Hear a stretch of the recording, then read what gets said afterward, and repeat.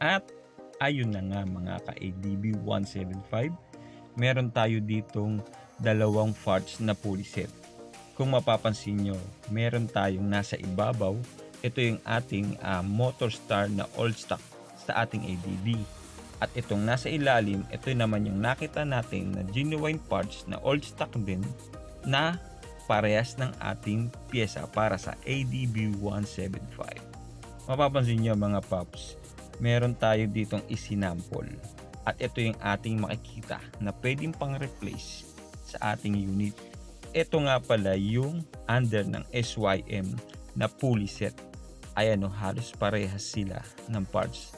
Ito nga pala ang model ng SYM Crusim 150. At ito naman na drive piece ay under ng Kimco na pwedeng GY6, pwedeng light, at pwede ring Super 8. O, halos parehas, diba mga ka-ADB 175? At ito, tatry naman natin sila timbangin mga kapaps. Meron tayo ditong timbangan. Match natin kung ano ang bawat timbang ng isang pyesa. So ito, subukan natin timbangin. Ito yung bagong drive piece na merong 185 grams. Subukan naman nating timbangin yung luma na merong 171. Ayan, mas magaang siya. Subukan naman natin yung lumang pulley. Meron siyang 351.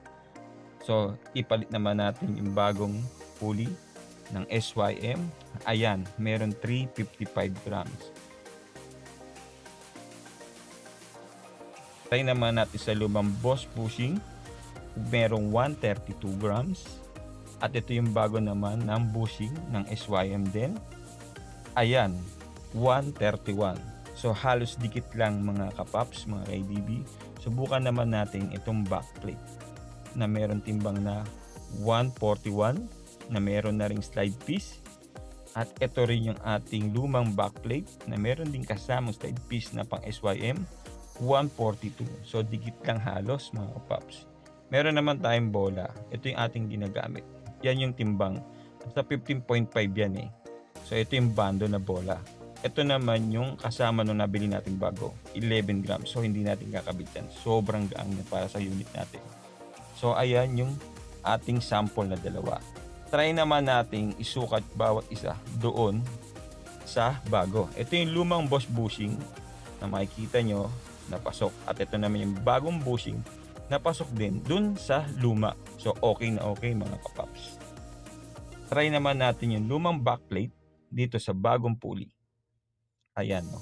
Makikita nyo na smooth din siya at pasok din siya sa ating bagong pulley set ng SYM na pang Crusim 150. Ayan, no. Smooth mga ka-ADB. Itong luma at ito yung bago na ilalagay na natin sa lumang pulley o yung talaga nakakabit sa atin na old stock. So ayan, no. Pasok din at smooth din siya. Ayan, no, mga ka-ADB. So malalaman natin na halos walang pinagkaiba at pasok yung ating nakitang brand na pwedeng pampalit sa ating unit. So ayan ang ating sample. Ayan yung luma at ito yung ating bagong bushing at ito naman yung ating lumang bushing na halos pasok din. So ayan, try naman natin tong ikabit na. So ayan yung ating bagong drive piece na merong tatak na Kimco na pang like, Super 8 at pwede ring GY6. Ayan, kung mapapansin nyo mga ka-ADB, pasok siya at walang uga. Talagang fit. At try naman natin yung bagong backplate ng SYM Crusim. Ayan pasok din mga ka-ADB, mga paps. So smooth din siya. At ang ganda rin ng kanyang blade. Ayan di ba? So walang sayad at pasok. Parehas na parehas. Kung mapapansin nyo, walang pinagkaiba. Kasi talagang ginawa lang natin branded. Maging yung Boss bushing na ating nabiling bago na SYM Crusim 150 o JetX, pasok din siya mga ka-ADB. So itong parts na to, sabi natin na compatible at walang problema dito sa unit. Ayan naman yung kabilang face ng ating pulley at drive face. So ngayon, tatry naman natin siyang ikabit na. Ayan, nakakabit na mga kaibigan. Smooth na smooth at walang pagpag yung belt.